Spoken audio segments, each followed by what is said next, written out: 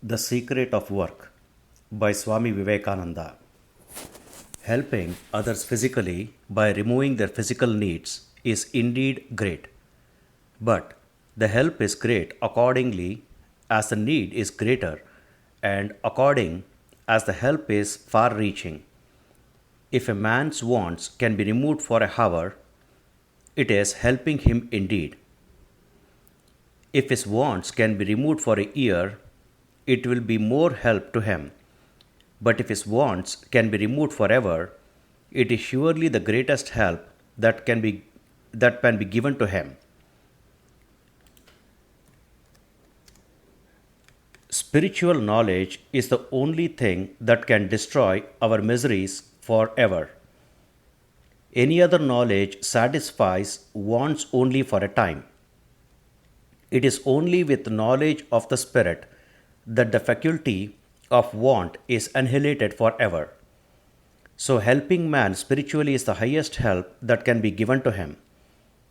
He who gives man spiritual knowledge is the greatest benefactor of mankind. And as such, we always find that those were the most powerful of men who helped man in his spiritual needs. Because spirituality is the true basis of all our activities in life. A spiritually strong and sound man will be strong in every other respect, if he so wishes. Until there is spiritual strength in man, every physical needs cannot be well satisfied. Next to spiritual comes intellectual help. The gift of knowledge is a far higher gift than of food and clothes. It is even higher than giving life to a man, because the real life of man consists of knowledge. Ignorance is death, knowledge is life. Life is of very little value if it is a life in the dark, groping through ignorance and misery. Next in order comes, of course, helping a man physically. Therefore, in considering the question of helping others, we must always try not to commit the mistake of thinking that physical help is the only help that can be given. It is not only the last but the least, because it cannot bring about permanent satisfaction. The misery that I feel when I am hungry is satisfied by eating, but hunger returns. My misery can cease only when I am satisfied beyond all want. Then hunger will not make me miserable. No distress, no sorrow will be able to move me. So that help, which tends to make us strong spiritually, is the highest. Next to it comes intellectual help, and after that, physical help. The miseries of the world cannot be cured by physical help only until man's nature changes. Three physical needs will always arise, and miseries will always be felt. And no amount of physical help will cure them completely. The only solution of this problem is to make mankind pure. Ignorance is the mother of all the evil and all the misery we see. Let men have light. Let them be pure and spiritually strong and educated. Then alone will misery cease in the world, not before. We may convert every house in the country into a charity asylum. We may fill the land with hospitals, but the misery of man will still continue to exist until man's character changes. We read in the Bhagavad Gita again and again that we must all work incessantly. All work is by nature composed of good and evil. We cannot do any work which will not do some good somewhere. There cannot be any work which will not cause some harm somewhere. Every work must necessarily be a mixture of good and evil. Yet we are commanded to work incessantly. Good and evil will both have the results, will produce their karma. Good action will entail upon us good effect, bad action bad. But good and bad are both bondages of the soul. The solution reached in the Gita in regard to this bondage producing nature of work is that if we do not attach ourselves to the work we do, it will not have any binding effect on our soul. We shall try to understand what is meant by this non attachment to work. This is the on central idea in Tile Gita. Work incessantly, but be not attached to it. Samskara can be translated very nearly by inherent tendency. Using the simile of a lake for the mind, every ripple, every wave that rises in the mind, when it subsides, does not die out entirely, but leaves a mark and a future possibility of the wave coming out again. This mark, with the possibility of the wave reappearing, is what is called samskara.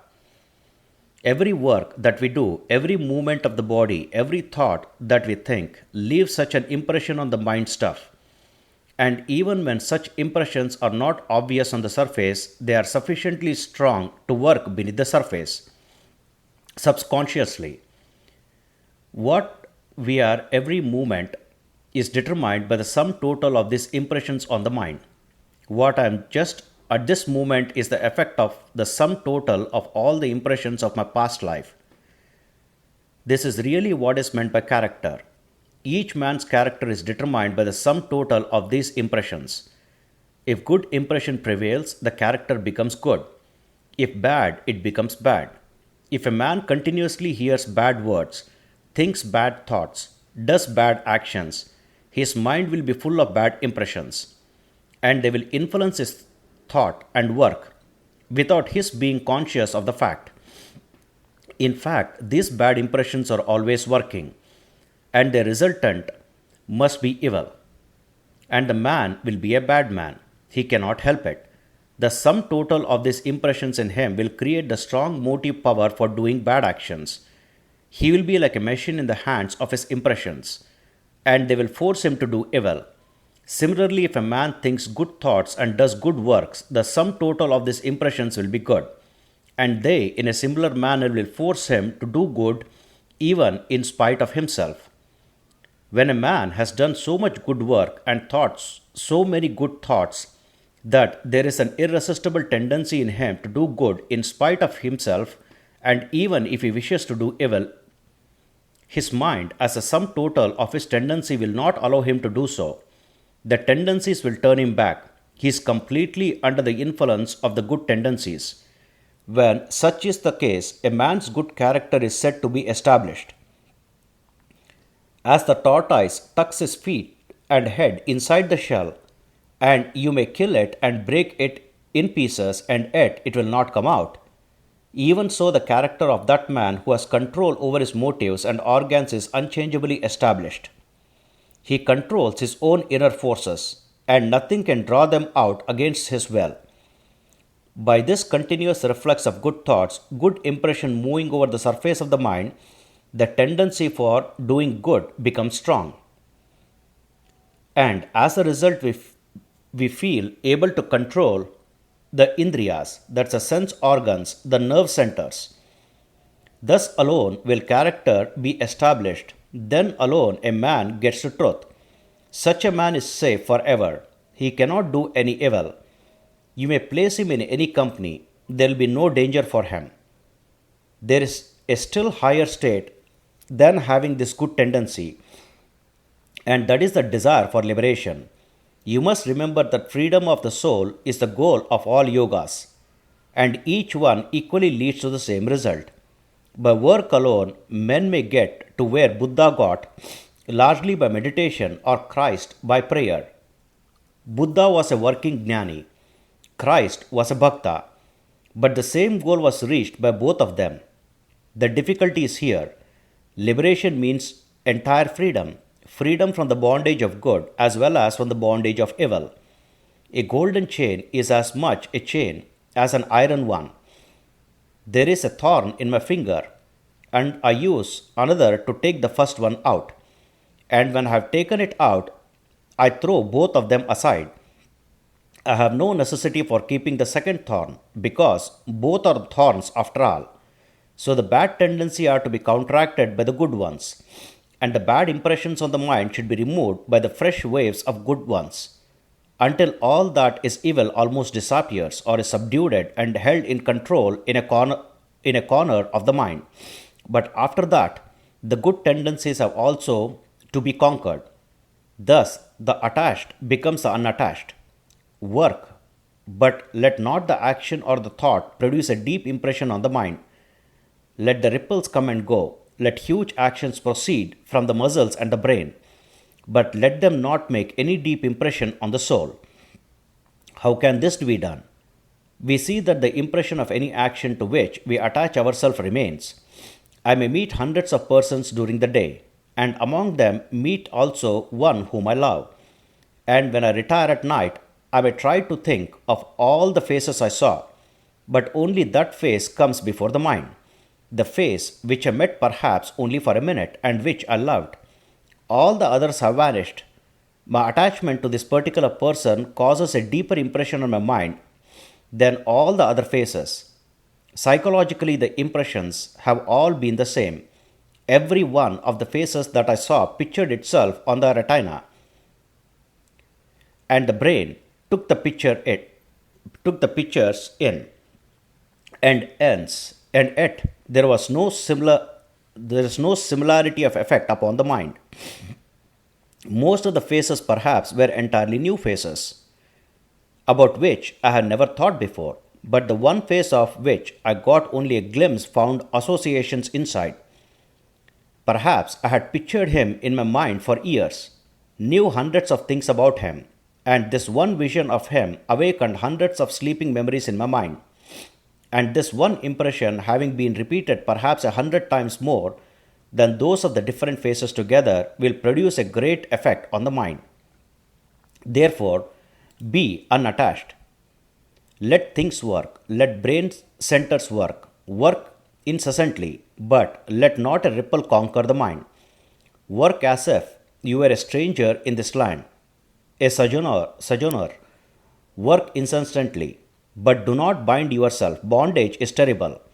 The world is not our habitation. It is only one of the many stages through which we are passing. Remember that great saying of the Sankhya: the whole of the nature is for the soul, not the soul for nature. The very reason of nature's existence is for the education of the soul. It has no other meaning. It is there because the soul must have knowledge, and through knowledge free itself. If we remember this always, we shall never be attached to nature. We shall know the nature is a book in which we are to read, and that when we have gained the required knowledge, the book is of no value to us.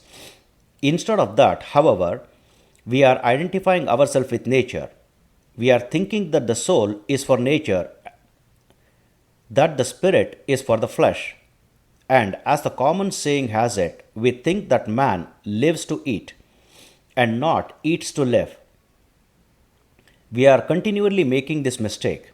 We are regarding nature as ourself and are becoming attached to it. And as soon as this attachment comes, there is a deep impression on the soul which binds us down and makes us work not from freedom but like slaves. The whole gist of this teaching is that you should work like a master and not as a slave. Work incessantly, but do not do slaves' work.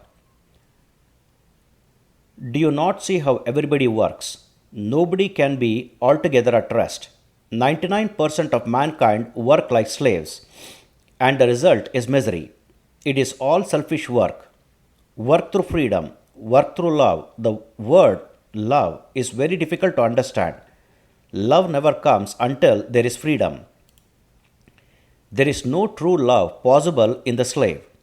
If you buy a slave and tie him down in chains and make him work for you, he will work like a drudge, but there will be no love in him. So when we ourselves work for the things of the world as slaves, there can be no love in us, and our work is not true work. This is true of work done for relatives and friends, and it is true of work done for our own selves. Selfish work is slave's work, and here is a test. Every act of love brings happiness. There is no act of love which does not bring peace and blessedness as its reaction. Real existence, real knowledge, and real love are eternally connected with one another. The three in one. Where one of them is, the other must also be. They are the three aspects of the one without a second: the existence, knowledge, bliss. When the existence becomes relative, we see it as the world. The knowledge becomes in it, its turn modified into the knowledge of the things of the world. And that bliss forms the foundation of all true love known to the heart of man. Therefore, true love can never react so as to cause pain either to the lover or to the beloved. Suppose a man loves a woman.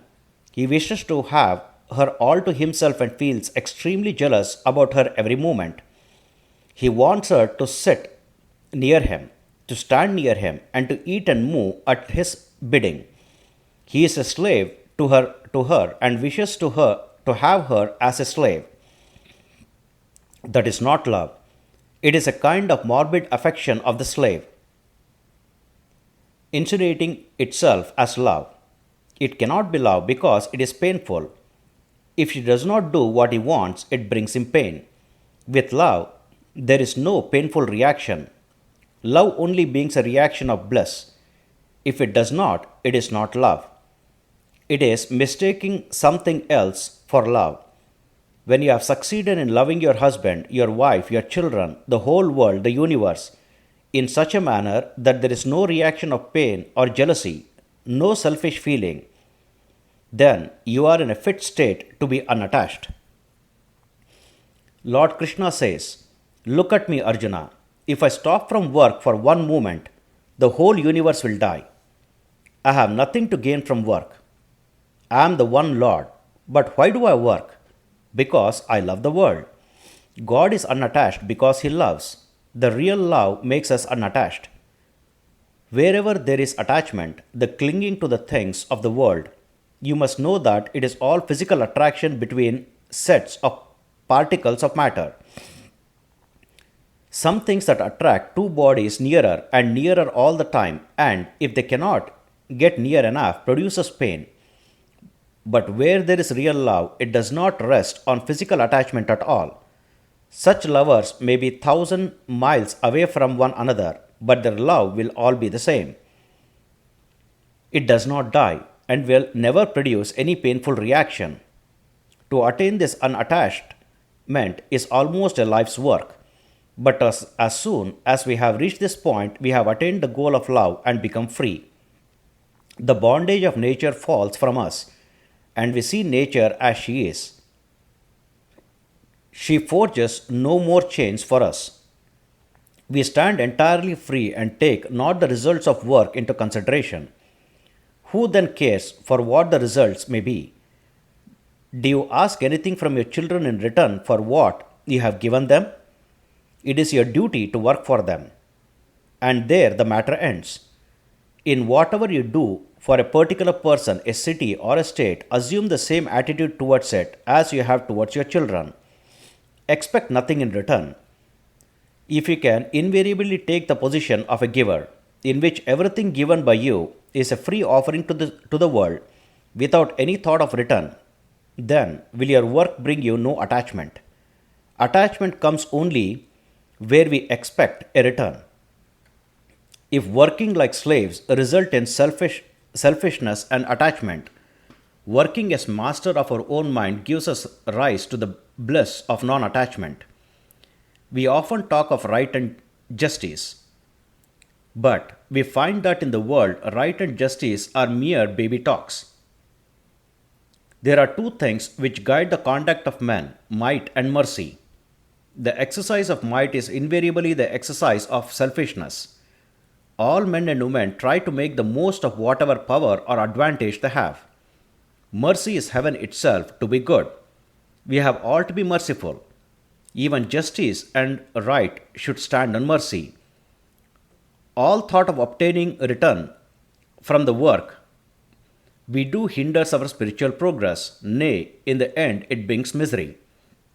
There is another way in which this idea of mercy and selfless charity can be put into practice.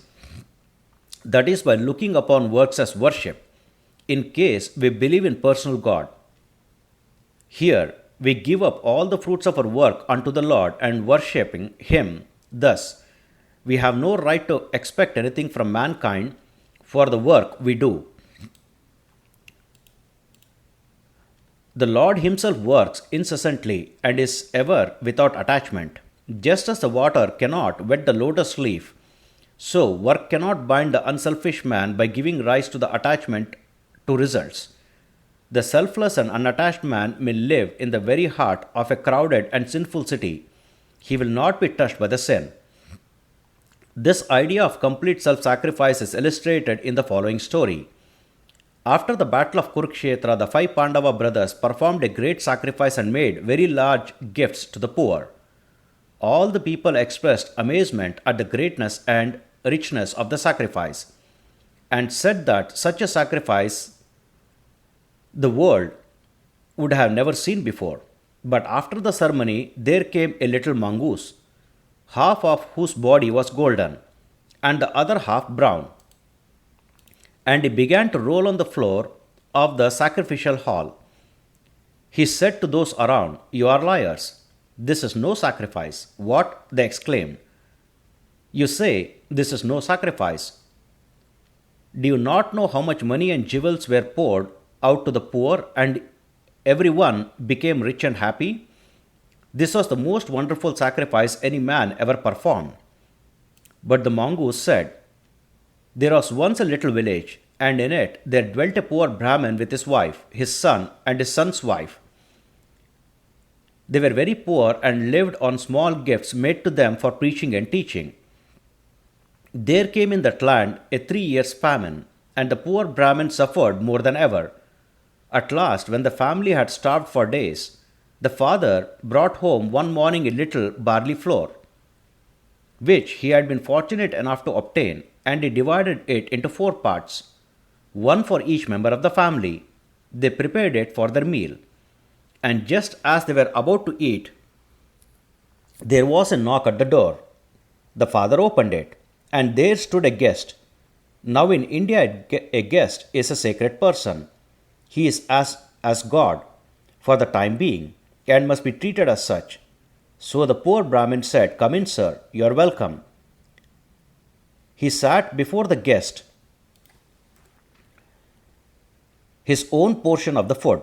He set before the guest his own portion of the food, which the guest quickly ate and said, "Oh, sir, you have killed me. I have been starving for 10 days, and this little bit has but increased my hunger." Then the wife said to her husband, "Give him my share." But the husband said, "Not so." The wife, however, insisted, saying, "Here is a poor man, and it is our duty as a householder to see that he is fed, and it is my duty as a wife to give him my portion, seeing that you have no more to offer." Then she gave her share to the guest, which he ate, and said he was still burning with hunger. So the son said, "Take my portion also." It is the duty of the son to help his father to fulfill his obligations. The guest ate that, but remained still unsatisfied. So the son's wife gave him her portion also. That was sufficient, and the guest departed, blessing them. That night, those 4 people died of starvation. A few granules of that flour had fallen on the floor, and when I rolled my body on them, half of it became golden, as you see. Since then, I have been traveling all over the world hoping to find another sacrifice like that, but nowhere have I found one. Nowhere else has the other half of my body been turned into gold. That is why I say this is no sacrifice. This idea of charity is going out of India. Great men are becoming fewer and fewer. When I was first learning English, I read an English story book in which there was a story about a dutiful boy who had gone out to work and had given some of his money to his old mother. And this was praised in 3 or 4 pages. What was that? No Hindu boy can ever understand the moral of the story. Now I understand it when I hear the Western idea, every man for himself, and some men take everything for themselves. And fathers and mothers and wives and children go to the wall. That should never and nowhere be the idea of the householder. Now you see what karma yoga means. even at the point of death, to help anyone without asking questions. Be cheated millions of times and never ask a question and never think of what you're doing. Never want of your gifts to the poor or expect their gratitude, but rather be grateful to them for giving you the occasion of practicing charity to them. Thus, it is plain that to be an ideal householder is as much more difficult than a difficult task than to be an ideal sannyasin. The true life of work is indeed as hard as, if not harder than, the equally true life of renunciation. Here ends the secrets of work by Swami Vivekananda. Om Tat Sat. Om Sri Krishnarpanamastu.